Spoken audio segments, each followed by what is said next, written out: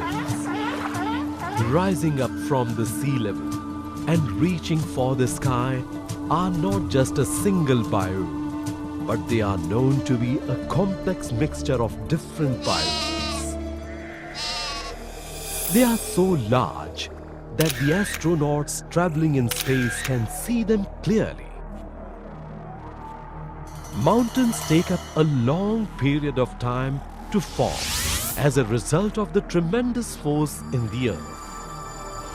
The Earth's crust is made up of 6 huge slabs. These slabs fit together like a jigsaw puzzle. When 2 slabs of the Earth's crust bang into each other, it forces the land to push upwards. This upward movement of land gives rise to mountains. The greatest mountain ranges across the world have been formed as a result of the enormous collisions between continents. The mountains can be divided into 5 basic types, namely dome, fold, fault block, volcanic, and plateau mountains. These different types of mountains help in differentiating the physical characteristics of the mountains and also tell us how they were formed. When great amount of melted rock pushes its way up from under the earth without folding or faulting, it results in a rounded dome, and as a result, dome mountains are formed. Due to the dome rising above its surroundings, erosion occurs, and this erosion helps in the formation of valleys and peaks. The fold mountains were formed when 2 plates collided head-on and their edges crumpled, just as a piece of paper folds when pushed together. Himalayas in Asia, the Alps in Europe, and Andes in South America are examples of fold mountains. Fault block mountains are formed when cracks or fault in Earth's crust force some materials or blocks of rocks up and others down. The Earth fractures and blocks are stacked. The Sierra Nevada mountains in North America and the Harz mountains in Germany are examples of fault block mountains. When molten rock or magma deep within the earth erupts and piles upon the surface, volcanic mountains take shape. Mount St. Helens in North America and Mount PLATEAU in Philippines are examples of volcanic mountains. Plateau mountains, also called the erosion mountains, are described as large areas of high levels of flat land that are really plateaus and have worn down from erosion. These highlands are high mountainous regions that stretch as a single identity over wide areas without rising into sharp peaks. Mountains and highlands cover a vast area of earth and have a wide variety of plants and animal life. As one climbs high up on a mountain, the climate along the flora and fauna change accordingly. Himalayas are considered to be the Earth's highest mountains. People scaling the peaks here need to wear breathing apparatus due to the low air pressure at the peak.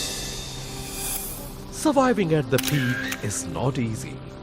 As a result of this, no plants and animals have made it their home except the simplest life form.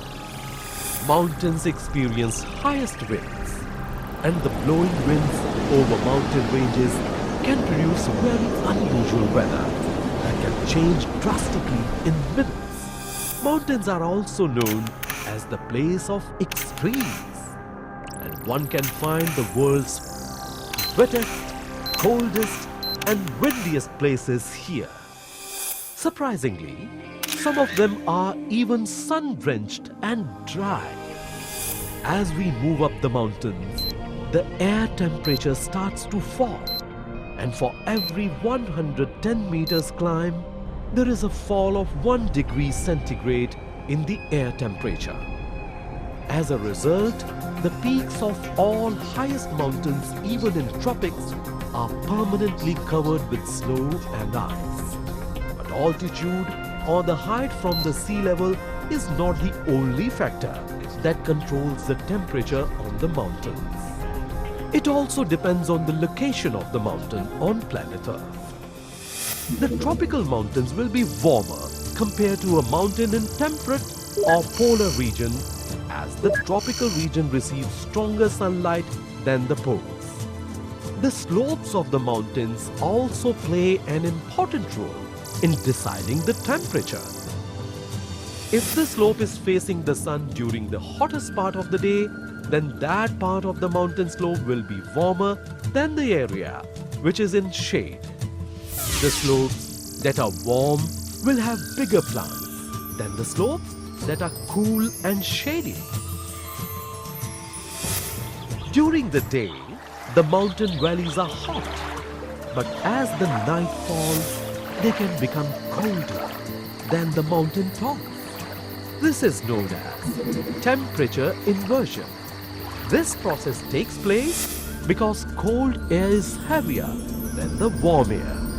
It flows and sinks downhill and collects in the valleys. That is why valleys in mountain areas become frosty and are filled with mist in the morning. Mountains and highlands receive more rainfall and are wetter than the lowlands. The explanation for this phenomenon is that the mountains stand as obstacles to the blowing winds. The only way the wind can get past the huge mountains is to blow over the top.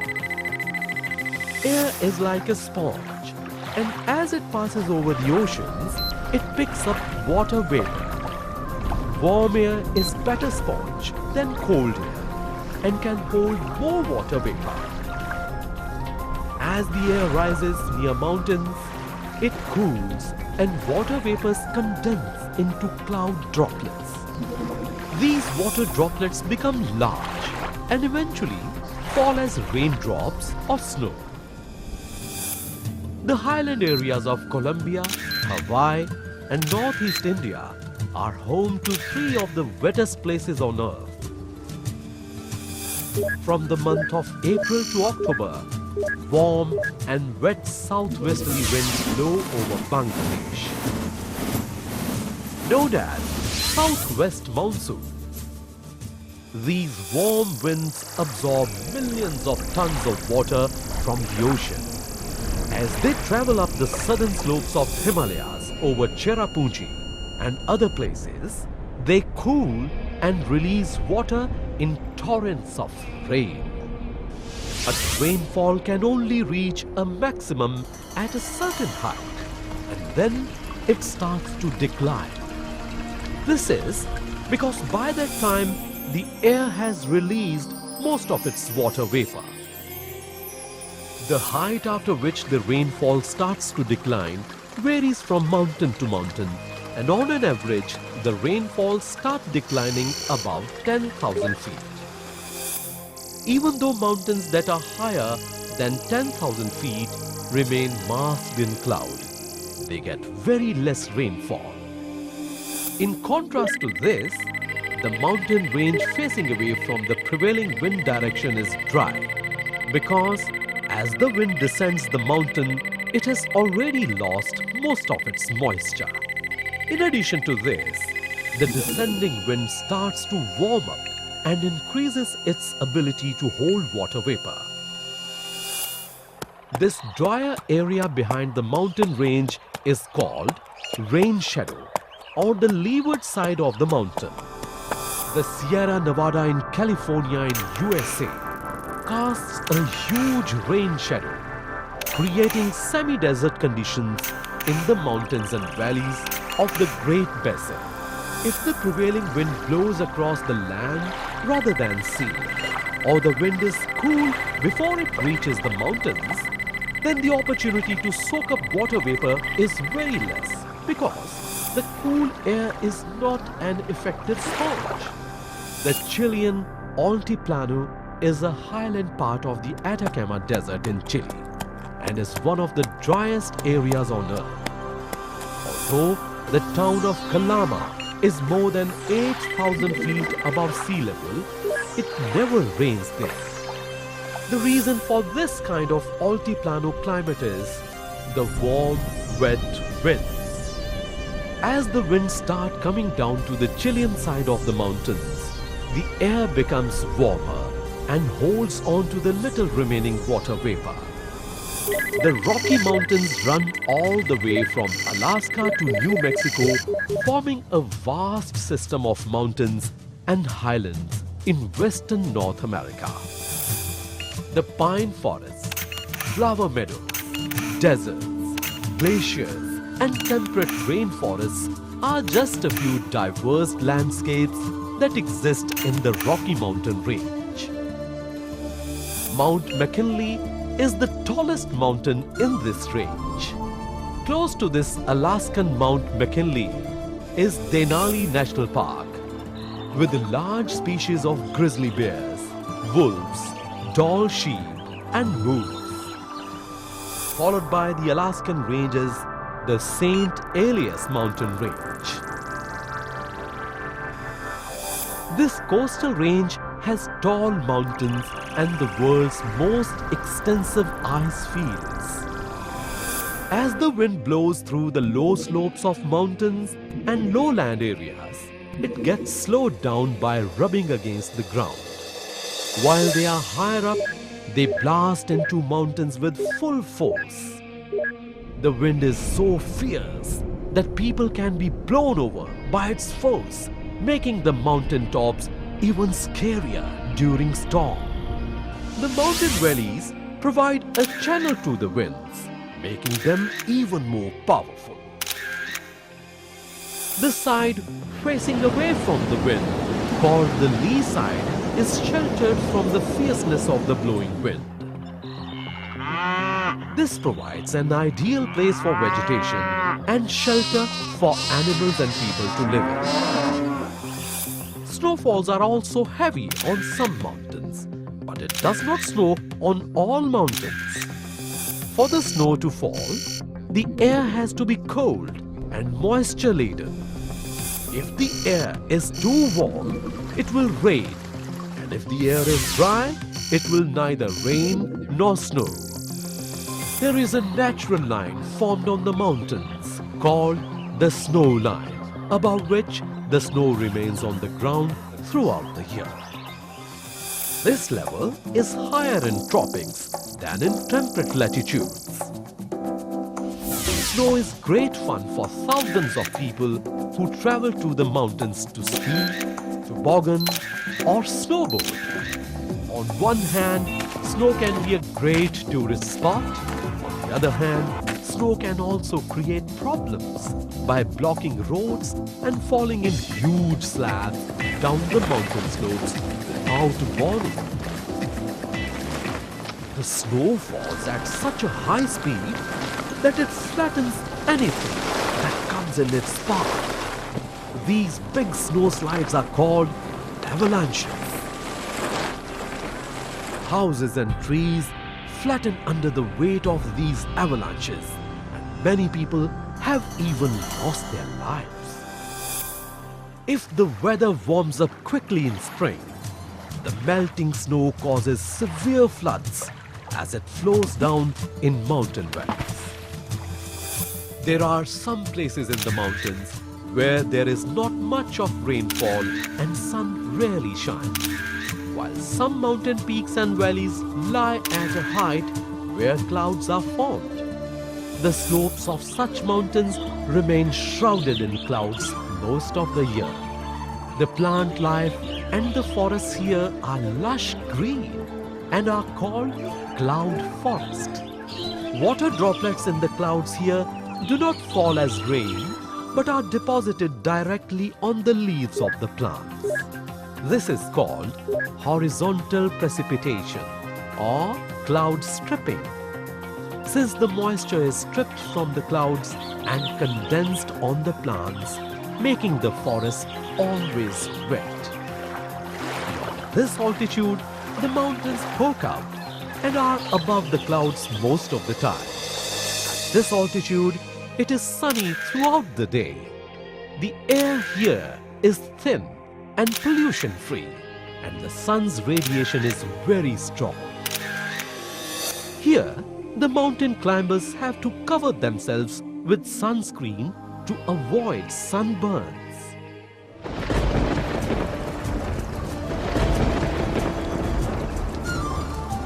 Mountain areas have many clues to what the climate of the earth could have been and how it must have changed over 1,000 years.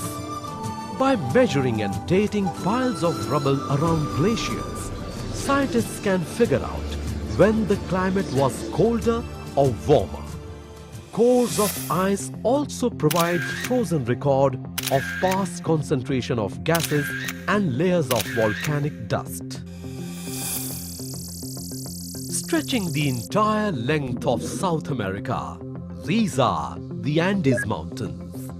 This mountain range includes some of the highest and most barren mountains on the earth.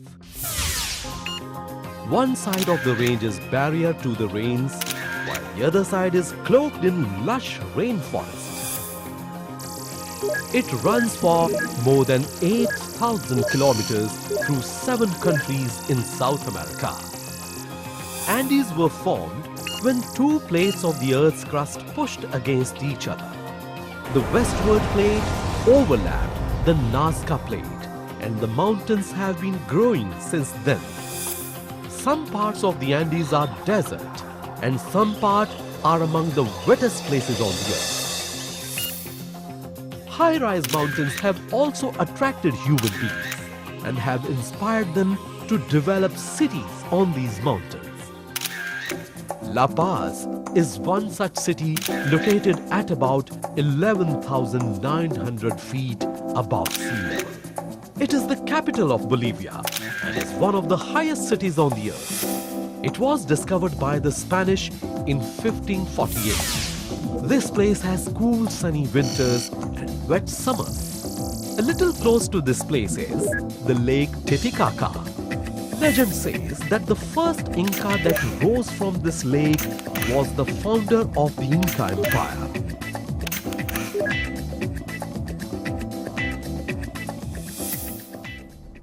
Some parts of the mountains are absolute deserts, while some are among the wettest places on the earth. Yet, the plants can survive in some of the most inhospitable habitats of the mountains, like the blazing volcanoes and windswept peaks of Alaska. Even the tallest mountains of the earth, the Himalayas, have plants holding on to their life.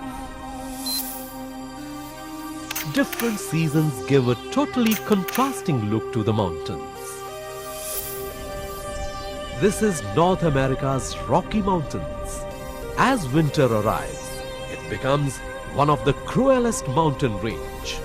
The entire ground is carpeted by deep snow, and the temperature drops to such a low degree that it can take away the life of a person within minutes.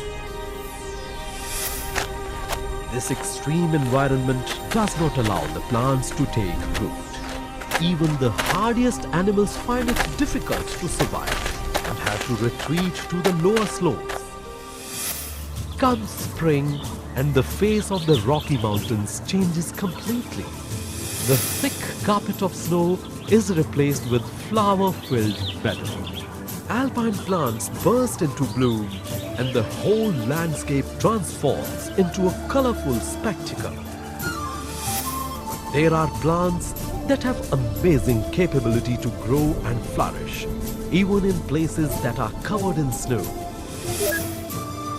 Like these plants that grow on the Himalayas at a height of 22,000 feet. Even to survive and reproduce at such heights, Plants need regular supply of light, water, warmth and nutrients, whereas on mountains all these are not available for most part of the year. While some parts of the mountain receive regular rain, others are in rain shadow regions.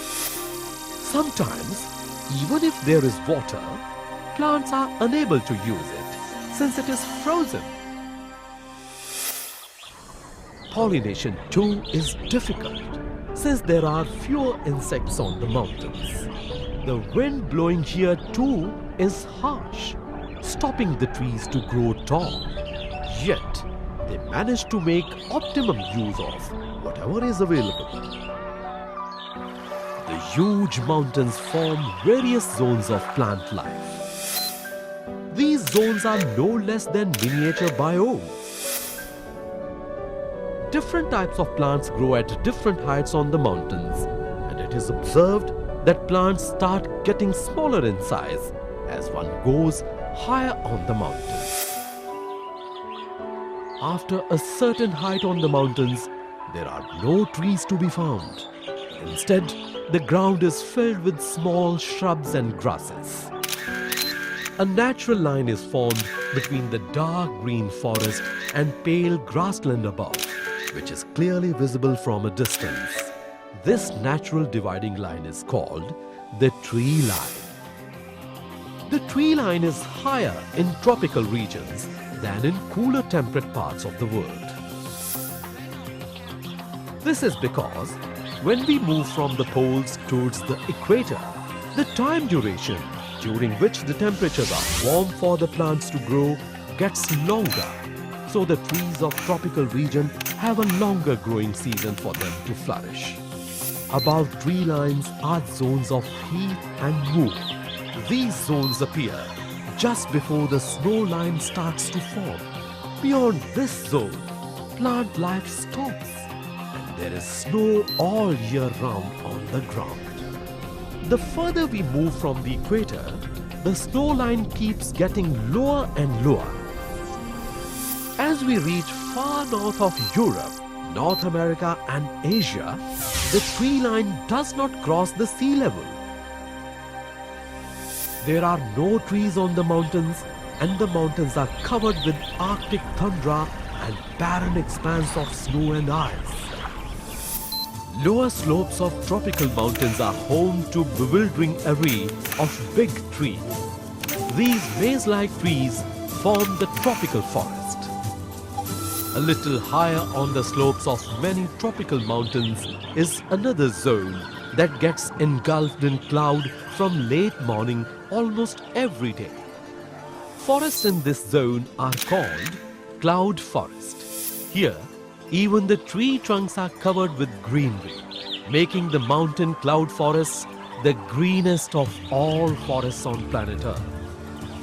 It is amazing to know what makes the plants grow on tree trunks that gives the environment a flourishing green look. In cloud forest, small plants have to struggle a lot to grow as the clouds reduce the supply of sunlight to them. But these little plants have to reach the light to survive. So plants like epiphytes use the big trees to their advantage and convert them into high-rise platforms to reach the sky. This is how they do it. Birds eat the fruits of epiphytes plant and fly off to the top of the trees to rest. They expel the seeds of the plant in the form of droppings on the trees. In time, these seeds start to grow and their roots use the cracks in the trunks of huge trees to hold the plant. Once the epiphytes plants grow, they get all the water they need from the dampness in the clouds. These epiphyte plants flourish on the tree trunks, and the cloud forest becomes a mesmerizing green canvas. Surviving mountain plants have to face another danger that challenges their existence. That is freezing at night, even during summer. But these mountain plants have an antifreeze mechanism that works wonders for them. In the Alps, Edelweiss has a coat of woolly hairs that protects its buds from killer frosts. The shape of the cushion plants protects them from cold. The stems of these plants are packed very tightly together that retains warmth. Its shape also preserves moisture. When the leaves die, they stay inside the cushion. When the leaves decay, they provide the living parts of the plant with precious nutrients. These slopes of Mount Alps present a pleasing picture during spring. The sunny meadows of the Alps' south-facing slopes are awash with flowers, and the musical tingling of cowbells can be heard everywhere. In winter, blizzards sweep across the mountains and cover the peaks with snow.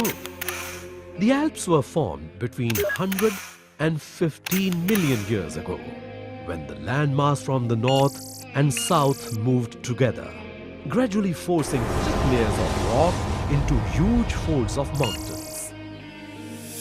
Some 2 million years ago, glaciers filled all the major valleys of mountain Alps. But since the end of the last ice age, they have retreated. And now there are just 1,300 small glaciers. The scenic beauty of this mountain range is spellbinding. Mount Blanc, which means White Mountain in this range, is the highest of the alpine peaks. It is little above half the height of Mount Everest. The Jungfrau mountain is the tallest of the Alps and is surrounded by massive glaciers. The Slovenian Alps is inhabited with bat species and limestone caves. Sheltered by the mountains is Italy's large lake called Lake Garda, which has warm Mediterranean climate. This is Simplon Tunnel. This tunnel is 19.8 kilometers long and allows the trains to pass under the Alps between Italy and Switzerland. The Gran Paradiso National Park, together with Vinoy Park, is the largest protected area in Western Europe. Golden eagles and eagle owls are found in plenty in this region. Mountaineers consider Mount INKA as the dramatic peak and one of the toughest climbs on the earth. Skiing too is a major sport in Zermatt, one of the best resorts in the world, situated under the towering Matterhorn. Like the Alps, mountains of planet Earth present a fascinating view and hold inside it a vast array of vegetation. And where there is abundant vegetation, there is bound to be other living organisms like the birds, animals, and of course, human beings. In the next episode of Mountains, we will study the lives of animals that inhabit the mountains across the world and also have a glimpse into the lives of people who have made these high-rise mountains their home.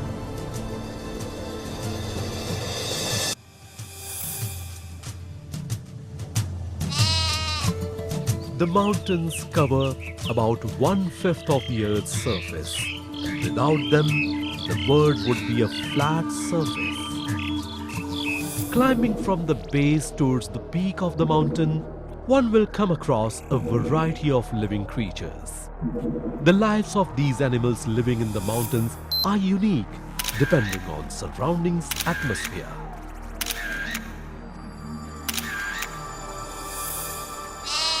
Mountains are often windy, and the chilling wind makes the animals living on mountains to lose heat very fast.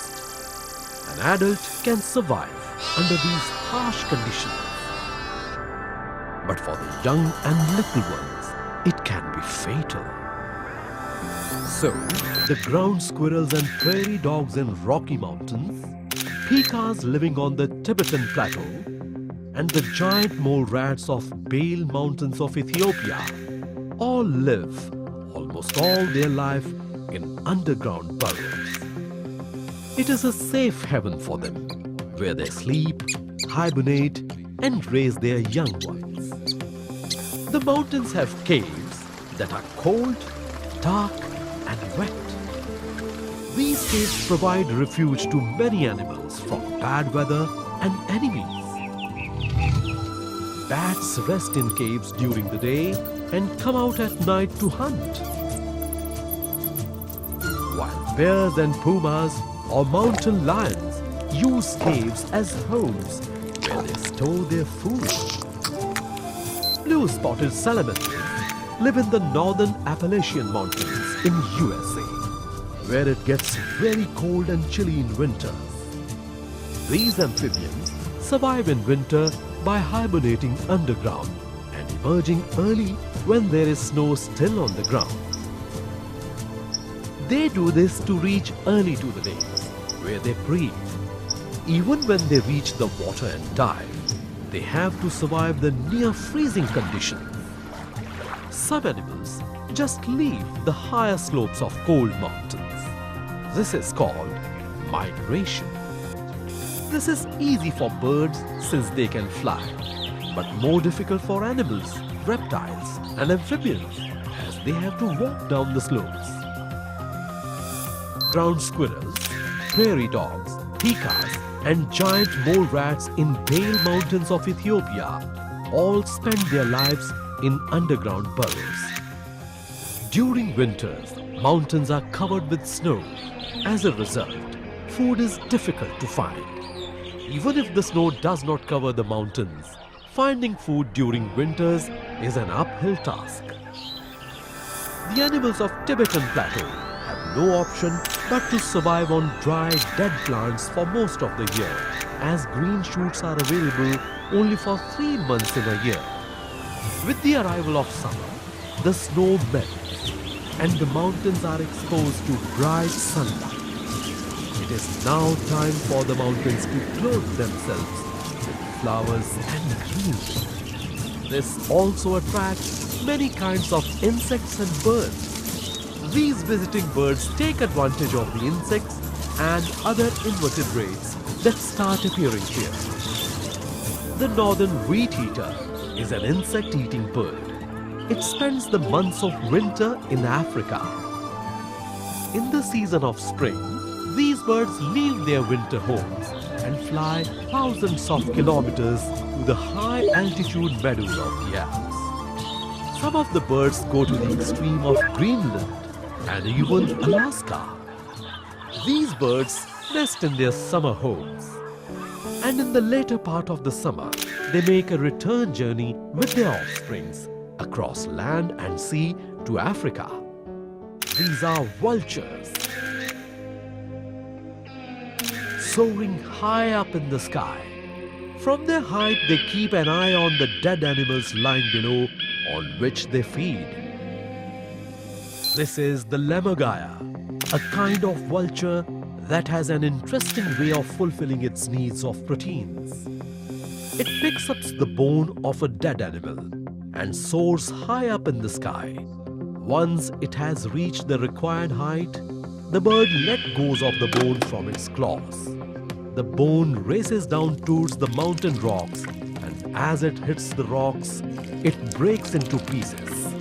The lammergeier then races down to the broken bone and feeds on marrow filled with nutrition. This large vulture is not bigger than the vulture of the Andes. The Andean condor is the largest flying bird on planet Earth. When it spreads its wings, it spans the length of a small car. It also feeds on dead animals. About 600 closest relatives of the human race live in the jungle of Uganda, Rwanda, and the Democratic Republic of the Congo. These gentle giants are the gorillas. They are an impressive sight, and anyone looking at them can form the opinion that they are deadly wild animals ready to kill, as shown in many movies. But the truth is totally opposite. They may weigh about 180 kilograms and are really huge, but they are shy animals and live on plants and fruits.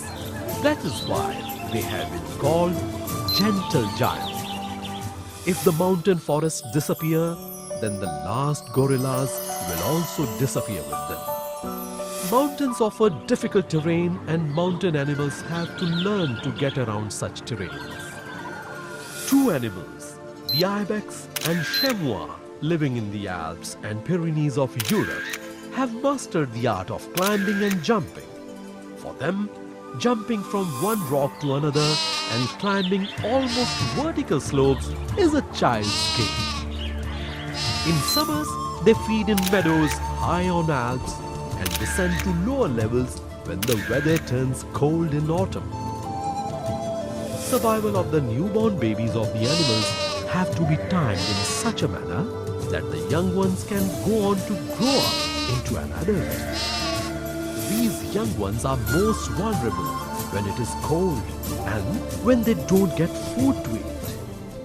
So the mammals and birds that breed in harsh mountains wait for the conditions to be in favor of their young ones before they start their courtship and breeding. The Tibetan antelopes find the month of June ideal to give birth to their offspring. Female snow leopards give birth to their cubs in late March or April. The cubs remain dependent on their mother for almost 2 years, and during this time, the mother is constantly on the lookout for food. Blizzards are one of the greatest hazards that challenge the survival of the antelopes. These blizzards may sweep across the plateau even during midsummers, killing many young antelope. Predatory leopards are another challenge that the antelopes have to face. These leopards have their own young ones to feed and are always on lookout for a weak antelope. These snow-clad mountains and lush cloud forests form the East Africa's highlands. It stretches towards north from the Zambezi River to the Jordan River past the Red Sea. These East African highlands are home to 7 highest mountains in Africa, and the highlands include some important areas for agriculture. Farmers grow coffee, sugarcane, cotton, tea, and flowers. Most mountains in East Africa are either volcanoes or great masses of rock forced by volcanic activity. So the rift valleys were created by same gigantic processes deep in the earth. About 7 billion years ago, 2 plates of the Earth's crust, namely the African and the Arabian plates, began to separate. Molten lava inside the earth pushed to surface, creating volcanoes. This lava could not find an outlet, and the pressure it exerted pushed the earth's surface higher. Not all mountainous regions of Africa have been colonized, but some highland areas of Ethiopia are among the most densely populated places in Africa. 4 billion people live in Addis Ababa, the modern capital of Ethiopia. Several ancient Christian churches are carved from the rock of Lalibela, which is the old Ethiopian capital. A cool sanctuary in a very hot region is the extinct volcano, which has 11 glaciers and many exotic plants. The snow and streams of Mount Elgon provide water for several million people in Uganda and Western Kenya. 3 extinct volcanoes form famous snow-capped mountains of Kilimanjaro. That windy forest is the lush green forest with many different species of animals, including mountain gorillas and chattering colobus monkeys. Gelada baboons live on in the remote parts of the Ethiopian highlands, perching on inaccessible cliffs. Mountains and highlands may appear peaceful from far, but they can be one of the most inhospitable and deadly places to live in. Yet, they have a magnetic charm to attract the thrill seekers, mountaineers, and skiers.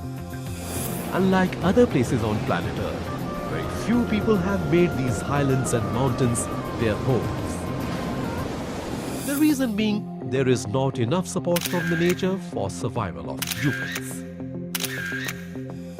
The cold, windy and wet climate makes life uncomfortable, and the steep, rocky slopes are difficult for farming. The mountains have a world of their own and are often inaccessible to outsiders.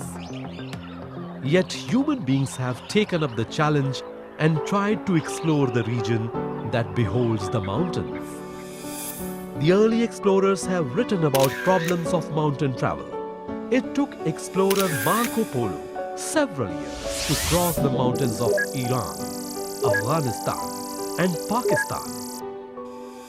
The mountains are barriers separating different countries or regions with different cultures. In tropics, people live in open highlands, as the climate here is cooler and comfortable as compared to lowlands, which is hot, sticky and infested with insects. Fertile soils of Ethiopian highlands have provided food to that country for centuries. Similarly, fertile volcanic soils of the central Mexico too were the support system for the great Aztec civilization. Not all mountains are freezing, rocky wasteland. Human civilizations have made these mountains their home for centuries, but have left little sign of their living here. Some tools and other related things discovered by archaeologists at the ancient settlements of Tlapacoya and Tepexpan reveal that they were crafted some 20,000 years ago. What drew them to such highland area? This could be due to soil rich in minerals which encouraged plant life. They discovered that it was possible to grow fruits and vegetables in this soil.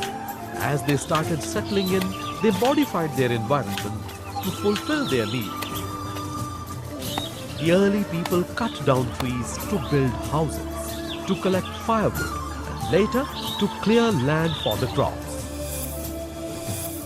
The remains of an early town in Tlapacoya dates back to 3,500 years. No one has been able to say how these people lived, but they grew crops, fished, and hunted animals and birds. The city of Teotihuacan was a home to thousands of people in 650 AD.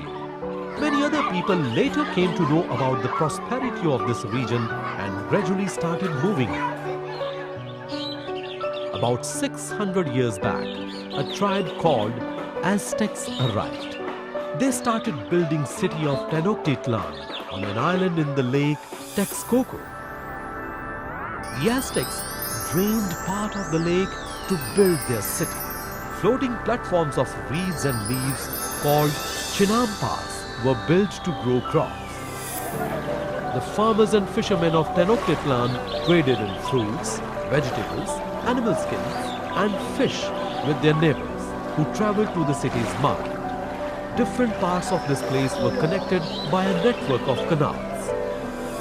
This planned city had palaces, temples, zoo, plazas, markets and aqueducts carrying water from the springs. Within 200 years, these highlanders were able to conquer the neighboring places. In 16th century, when the Spanish arrived, they were amazed at the lifestyle and compared it with the greatest cities of Europe. The people settling on mountains have always been changing their surroundings for a better living. From cutting down of trees to building towns and villages, the mountains are being given a total facelift by the inhabitants. While some use the natural resources intelligently, others destroy it beyond repair. One such intelligent people who were expert farmers were the Inca people of South America. They had realized that cutting down the trees will wash away the fertile soils. So, they built terraces on the steep slopes. These steps helped them not only to grow crops, but also kept the fertile soil in place. Mountain people from Southeast Asia too follow similar method of farming. The main crop of these mountain regions are tea and coffee. In contrast to the Inca people, there are these slash and burn farmers who don't care about the environment. As the name suggests, they first slash the trees and then burn them down to clear the ground for farming. On the ground, they plant a quick-growing crop. After a few years, the fertile land becomes useless for farming as there are no trees to hold the rich soil, and when the rain comes, it washes away all the fertile soil. Under such circumstances, the farmers have no choice but to move elsewhere in search of new forest to follow the same procedure of slash and burn, in the process destroying another patch of land. Yaks are one of the most versatile animals on the mountains, and people have exploited it to their fullest advantage. Thus, yaks have become an important aspect in the lives of the mountain people. They can walk on the dangerous snow-covered Himalayan trails, and people use them to transport load. They are used to plow fields. They provide milk and wool. Mountain people use yak dung for fire, and their hair is used for making ropes, sacks, blankets and tents. Even the bones of yaks are used as tool. So, nothing that a yak provides is wasted. Mountains also provide immense wealth. People have mined and quarried the rocks of mountains for thousands of years for their precious minerals like gold, silver, tin copper and lead, along with diamonds and other semi-precious stones. Mining created many more demands, like the need for wood to support the shafts and tunnels. This led people to cut the forest for timber. Houses were required by the miners, so they quarried the stones and cut even more trees to build colonies for them to live. They built roads to connect them to nearby cities. The raw materials available inspired the people to establish many more industries. Thus, like a chain of events, one thing led to another and the entire mountain biome was transformed. For example, the mountains of America see the felling of many trees because of the commercial logging industry. The timber from the forest is used to meet the ever-growing needs of the paper industry and also in the construction of the houses. A fear has started to grip the people that cutting off trees at such a pace will one day make the trees disappear from the mountains. People have risen to the occasion and have started planting trees in many parts of the world to make up for the cut trees, but unless and until every country comes forward in this endeavor, not much can be done to save the mountain biome. Once upon a time, the high-rise mountain had a very few or no human settlement, so the upper area of mountains remained unspoiled. But this is not the case today. The world's population is growing at a fast rate, and to meet the water demands of the growing population, dams have been built on many mountain rivers. Mountains today are exploited more for their leisure activities than for their mineral wealth. Mountain sports like skiing, climbing, hiking, mountain biking and ecotourism attract millions of people to the mountains every year. This in turn has provided employment to many, but there is always the danger of badly managed tourism that can harm the natural environments. On the brighter side, a well-managed tourism industry is perhaps the best hope for protecting the last of the world's great mountain wilderness. The Himalayas are the tallest mountains of planet Earth. It was formed as the landmass of India collided with the continent of Asia, in the process squashing and folding the land for millions of years. Even today, the soaring peak of the Earth's tallest mountains are rising. The Himalayas include planet Earth's 15 highest mountains. These mountains have fascinated and challenged people to scale its height, and Mount Everest, being the tallest of them all, has been attracting mountaineers to reach its peak. The first 7 attempts to climb Mount Everest resulted in failure. Then, in the year 1953, Sir Edmund Hillary and Tenzing Norgay reached the top of the Everest. After their feat, more than 600 climbers belonging to 20 countries have been successful in scaling the heights of Mount Everest. The people who created a milestone in their accomplishment include Tom Whittaker and Reinhold Messner. While Tom Whittaker was the first disabled climber to climb Mount Everest in the year 1998 with an artificial leg. Reinhold Messner was the first to reach the peak without oxygen. Such is the fascination of climbing the Mount Everest that a guide by the name Ang Rita has so far scaled the Everest 10 times. But such kinds of missions come with casualties and are often fatal. A minimum of 100 climbers have not returned in what is considered to be one of the ultimate climbing glory. They all died. Heights above 25,000 feet are known as the death zone. The mountaineers climbing to such great height get out of breath and have to move very slowly. The reason for this breathlessness is that the air at the top of a mountain is thinner than the air at the sea level. The mountaineers scaling such heights should carry supply of oxygen to protect themselves. The Himalayas offer great picturesque views and is home to many cities, wildlife, and is the source of the Ganges, the most sacred river of the Hindus. The river Ganges flows through India and Bangladesh, then falls into the Indian Ocean.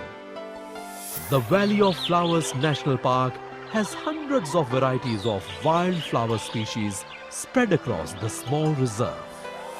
Govind National Park is home to the rare snow leopard situated in the higher parts of Indian Himalayan Reserve. Karakoram Pass is one of the highest trade routes on earth and links India with China. In the foothills of Himalayas lies Kathmandu, the capital of Nepal. The capital city has great many temples and as many monkeys around these temples. The monkeys are considered to be sacred by the local people of Kathmandu. Lhasa, the capital city of Tibet, has beautiful buildings, one of them being magnificent Potala Palace. The palace has more than 1,000 rooms. The natural process that can completely change the face of the earth keeps occurring on this planet. It is also responsible for the shape and size that the mountains take. These changes can sometimes be very subtle, while sometimes it can be very violent and deadly, totally damaging the biome in which it occurs. One of the forces that continuously alter the shape of the mountains is the forces that rise up from deep within the Earth's crust. Volcanoes, earthquakes can change the mountain's shape in sudden and deadly manner. While the wind, rain, frost and rivers mold the mountains in many years. It is difficult to predict how mountains might change in future. Huge avalanches of snow can smash their way to acres of forest. A volcano can blow the top of the mountain and completely change the shape of the mountain after the eruption. Earthquakes too make the mountains change their shape either by becoming higher or getting lower than it was before. Mount St. Helens in northwest USA was shaken down to half after a massive earthquake struck on 18th May 1980. This in turn sparked the rise of molten rock from deep underground, and huge quantity of rock and ash were blasted out of the volcano. In just 15 minutes, the smoke from the crater shot up to a gigantic height of 80,000 feet.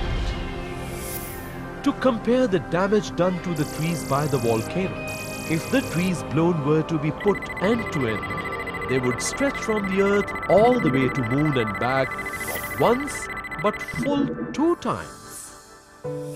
But there are many changes happening in the mountains which are not natural, but man-made. Global warming is another danger that also can trigger changes. When cars and factories burn fossil fuel like coal and petrol, they release carbon dioxide in atmosphere. This gas stops the heat from escaping into space, and planet gradually becomes warm. No one exactly knows how the global warming will change the Earth's climate in the coming years. But effects have started to show on the face of the planet Earth. Like the glaciers of the mountains are getting smaller, and skiing season in Alps is getting shorter. The world's population is growing at a very fast pace, and mountains are being exploited like never before for more and more of their minerals, timber and water. The demand for irrigation industry has also increased. Islands have been exploited for their source of fresh water. People have dammed many rivers and created reservoirs, and they are getting ready to build many more dams on the rivers without realizing that every reservoir built a valley and the wildlife surviving in it are flooded. Many young people have left their abode in mountains and have shifted to cities and towns to seek work. This has led to extinctions of traditions and cultures in the mountains. It is important to restore these age-old traditions, and it can be done by encouraging people to visit mountains for leisure and many outdoor recreations. Tourism does less damage than mining or drilling in the mountain biomes, and it also helps the people living on mountains to survive. Conversations with Mir about the various trees, flowers and fruits planted in the garden. Birbal would always treat Mir well, and Mir enjoyed these conversations and liked the rapport he had with Birbal. One day,